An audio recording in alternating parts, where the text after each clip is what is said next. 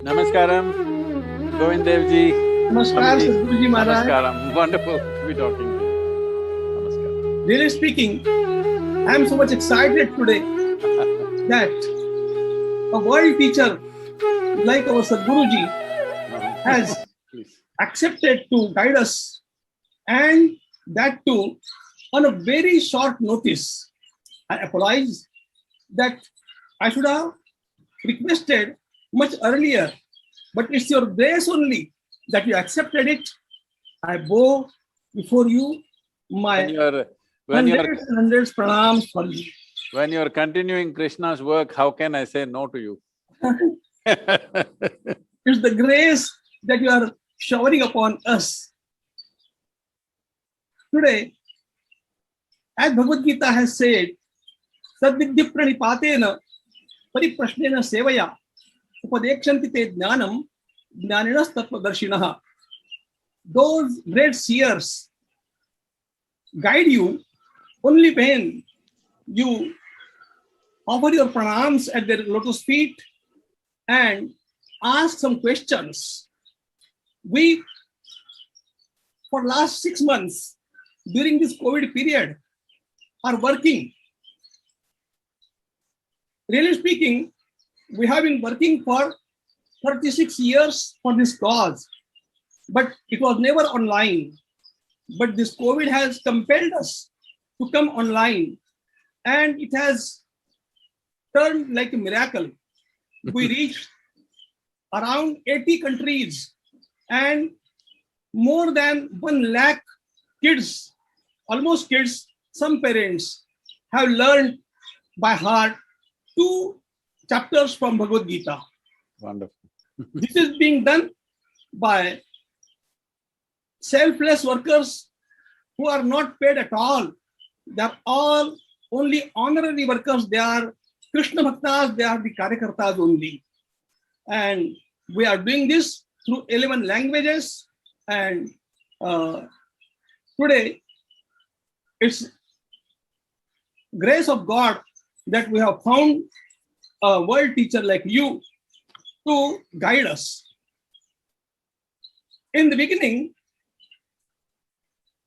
I want to ask one thing. From the beginning, we have emphasized upon one thing, that we may read Gita from any language, from any translation. But when chanting, we should emphasize only on the Sanskrit text, because they are the words that have come from the lotus mouth of Bhagavan Krishna, and therefore they are like mantras. And therefore, all this Gita teaching is done through Sanskrit text only, as far as the chanting is concerned. For explanation, we use all the languages. With folding hands, I am asking a question. Are we right in giving that emphasis on the Sanskrit original Gita text? That should be clarified by you. Your clarification shall be a great guidance for us. See, at a time like this, as you said, there has been a pandemic, and second wave, third wave is coming in many countries, and the UN agencies are predicting a mental health pandemic, a suicide pandemic. A massive number of people are committing suicide. For example, in the year 2020, in Japan, more people committed suicide than they died of COVID infections. So when human beings are going through this kind of strife within themselves, there is a challenging situation around us, but when they are going through a strife like this within themselves, in my humble opinion, I don't think we should limit the power and the wisdom of Gita from reaching people simply because of our love for our languages. We may have much love for the language, and there is a science behind the utterance of Sanskrit language, there's no question about it. But I think the understanding, the wisdom and the knowledge of Gita should go to people first. Chanting because chanting is like converting people culturally into our way of life. I do not think we should impose that. Those who are willing, we should encourage them definitely towards that. But we should not make that compulsory because it's very, very important this knowledge goes. Why I'm saying this is, see, there are many kinds of belief systems, philosophies in the world. But in my opinion, I clearly see this, that for the next generation of people, this… in India, our way of looking at things is we look at the divine as an empowerment for us so that we heighten ourselves and function at a higher level. The most important aspect of Krishna's teaching, I am not a… see, I myself cannot read or speak Sanskrit, I am an ignorant person. In front of you, you're all scholars. So, I would be restricted by this. So in my opinion, for me, the most significant aspect of Gita is the Vishwarupa Darshana that Krishna bestows on Arjuna. Whatever he spoke, how much ever wisdom was there, still Arjuna went on asking questions because this is the nature of human mind, it will go on investing in more doubts and more… picking more and more loopholes somewhere.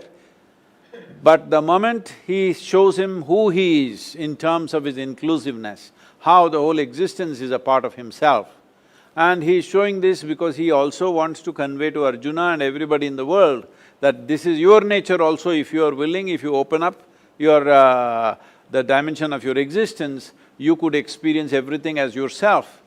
For me, that is the only thing that's been my guiding post, that ultimately the word yoga means union. For me, the ultimate expression of yoga is Krishna, because he displayed it. The most crucial aspect of entire teaching is that he is able to show Arjuna that the entire universe, irrespective of plants, animals, this, that, planets, everything is a part of me, because this is the nature of human consciousness. This rising of human consciousness or raising of human consciousness is very, very important, because morals, values, ethics all stand by us when things are going well. When there is crisis or when there is mortality hanging in front of our face, the only and only thing which takes us beyond that is really human consciousness, which is all-inclusive, and this is what Krishna represents for me. So in that sense, this must reach maximum number of people. Anything that impedes this reach must be taken away. As you said, this online thing has been a miracle, that what you cannot do physically, suddenly now, why if you could reach 10 people physically, now you're reaching 1,000 people online.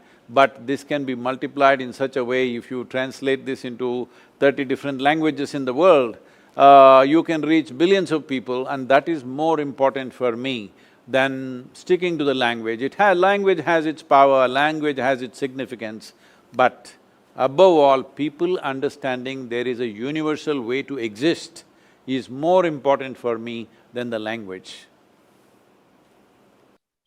We shall certainly follow this advice and shall try to reach utmost people. Can I ask one more question? Yes, sir.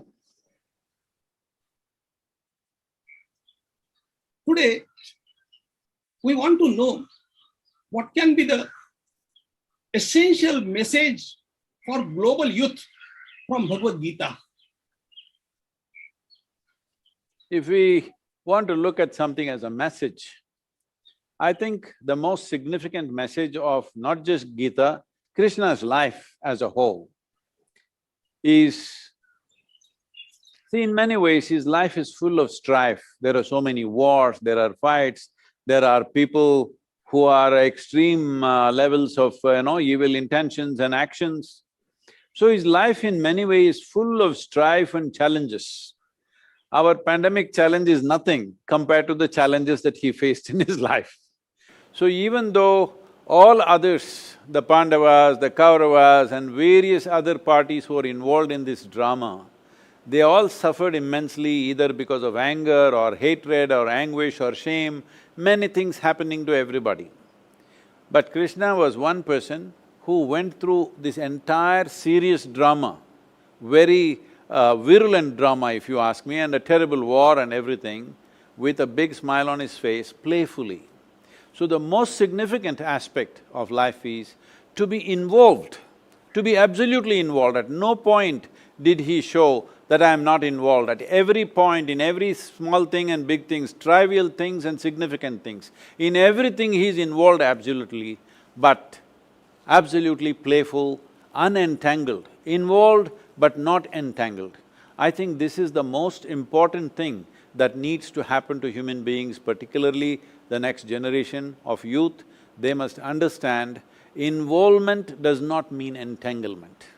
You can be absolutely, totally involved in everything in your life, but unentangled. In my understanding, in my experience of life, I think that is the most significant aspect of Krishna and his teaching, because to go through life playfully, to carry life, the most serious aspects of life, lightly in your life, because after all, we are here for a brief amount of time. We are not permanent dwellers here, we are mortal human beings. Today we are there, tomorrow we'll be gone. We need to learn to handle this life lightly, then we will do appropriate things. The moment we get serious about everything, then we become sick. See, at least in India, the way we speak English language, if somebody says, my grandmother is serious, we understand that she is dying. So, if people have become serious, they must understand they are moving away from life towards death. I think most important aspect of Krishna's message is, it's life, life and life. While listening to this reply, I just remembered that our Sadhguru Maharaj is himself an example of this. I had always got great respect for Sadhguruji, but it reached its ultimate height when I came to know that he has started the movement for the freedom of Hindu temples in Tamil Nadu. Today, he is involved in the whole movement. We assure that we are all with you, and we desire to start the movement for the whole of India. But at this point, what I remember is, Sadhguruji is involved but not entangled in the movement, and therefore he is just setting an example before us, in front of us, for how to live the life. It's a very great message for the global youth. This is a very important thing, because see, the basic infrastructure in this country which kept the Hindu way of life alive, because Hindu way of life is not run by one head somewhere, there is no one belief system, there is no one book, there is no one principle. Everything is entertained and everything is respected and regarded. The variety of spiritual processes, all of it has been respected. Karma, Gnana, Kriya, Bhakti, everything on the same platform. We are not separating those two as one superior to the other. But at different times, maybe different things become significant in human evolution. At different times of history and time, certain things become more dominant than the other, that's a different matter. But we have not ever thought this path is superior to that path is superior to this. So in this context, temple infrastructure was the main infrastructure where nobody ever led a prayer or a teaching, but people went there to imbibe that energy. We go to a temple not to pray, but to have darshan. We want to see and imprint that divine image within our hearts and come out. We are not going there to pray, we are not going there to petition God. He need not talk to us, He is silent, but we want to take His image into our hearts. This is the nature of the Hindu temple. But now, to keep this as a vibrant image, the murti, to keep it alive, there are many processes. When these processes are run by people who are not involved, who are just government employees, well, these processes are all dying As the government has admitted over 12,000 temples, there is no puja happening, even one puja is not happening. 37,000 temples, their income is less than 10,000 rupees per year.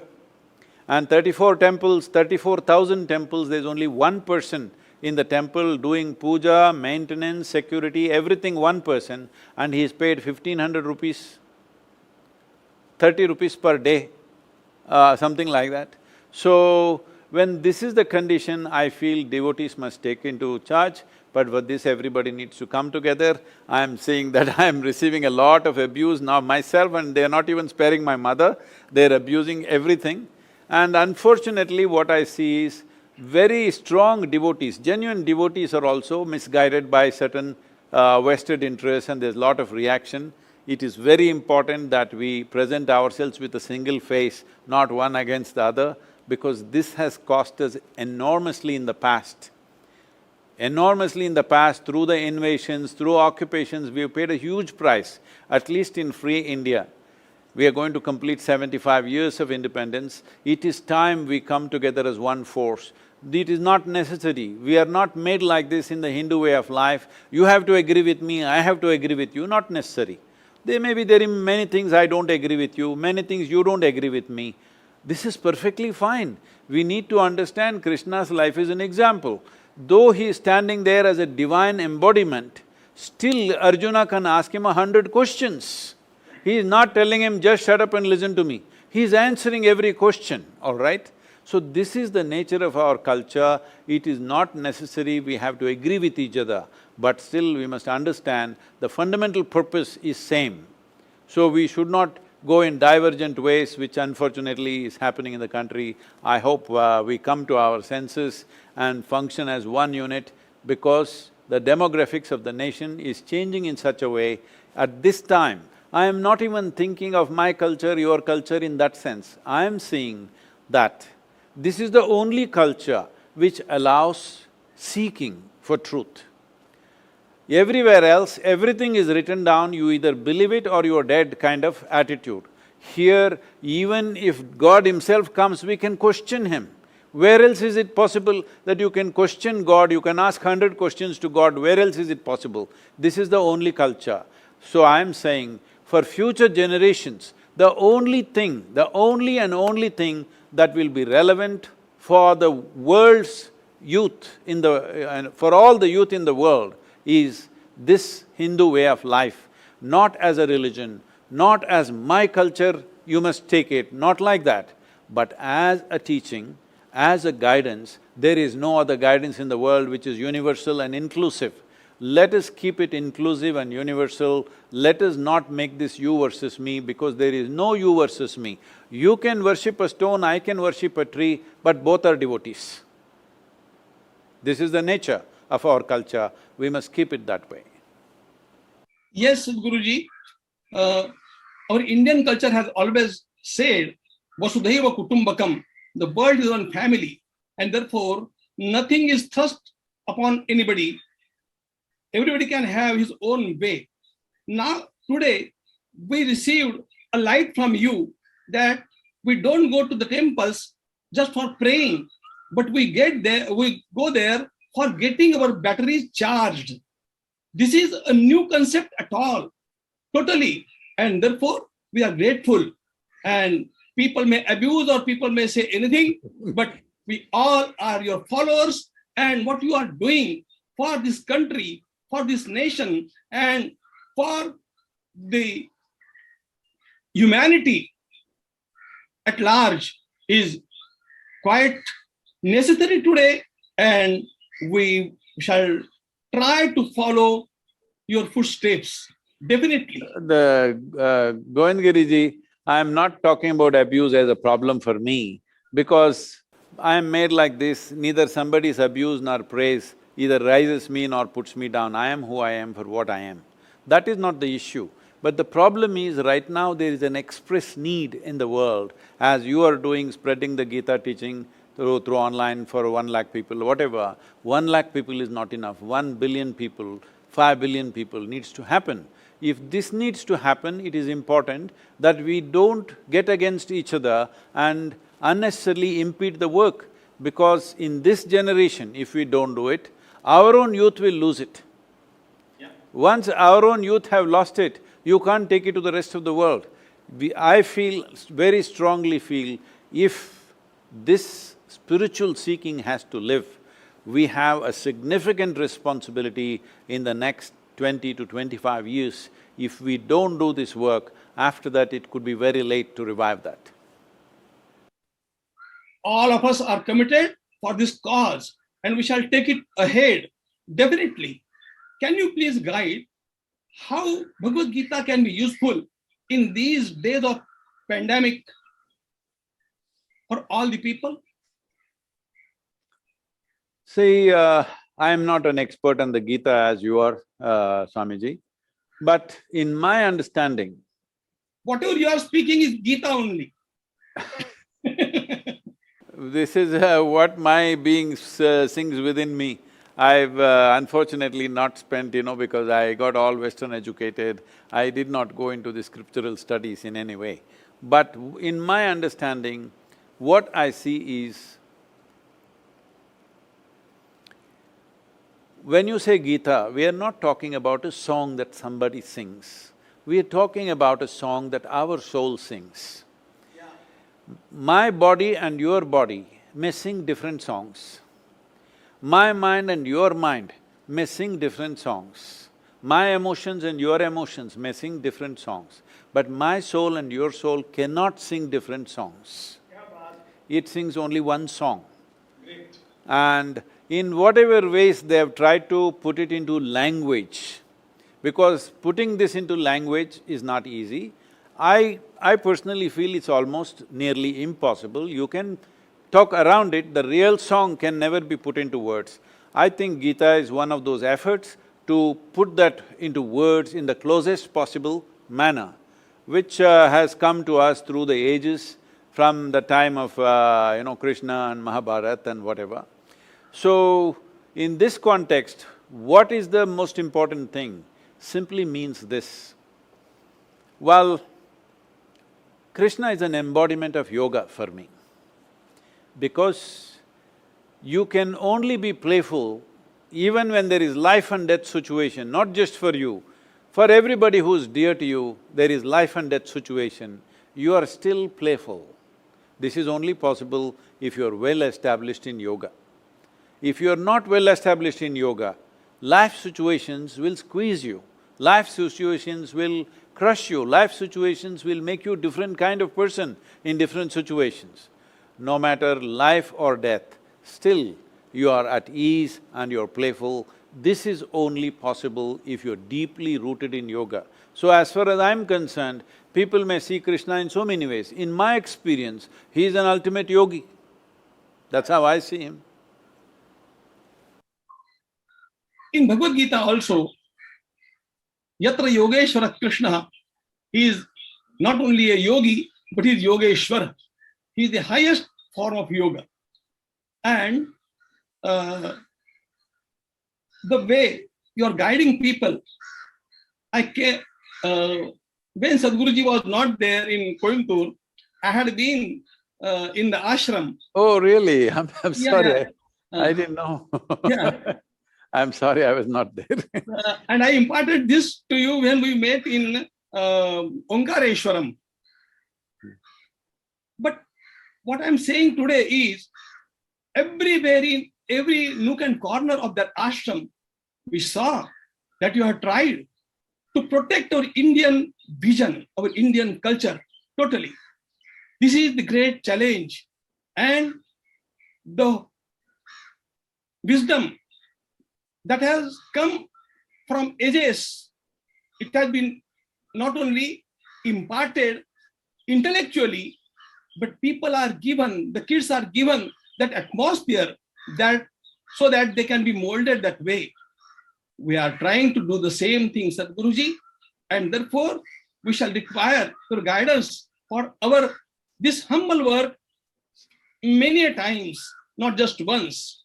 Today we are very much grateful to you that you have given so much of time and showered your grace upon us, but yet we are thirsty. We shall again request some time not take much of your time, but your blessings are required. Even though you speak for some minutes, that shall be inspiration for us for years. And therefore, prostrating myself at your holy feet, I again express my gratitude. Pranam, pranam, and pranam. Namaskaram to you, Swamiji. The work that you're doing is very important in the world, and we are always available for you in whatever way possible. The best that we can do, we will do for you. Namaskaram and thank you very much. Namaskaram.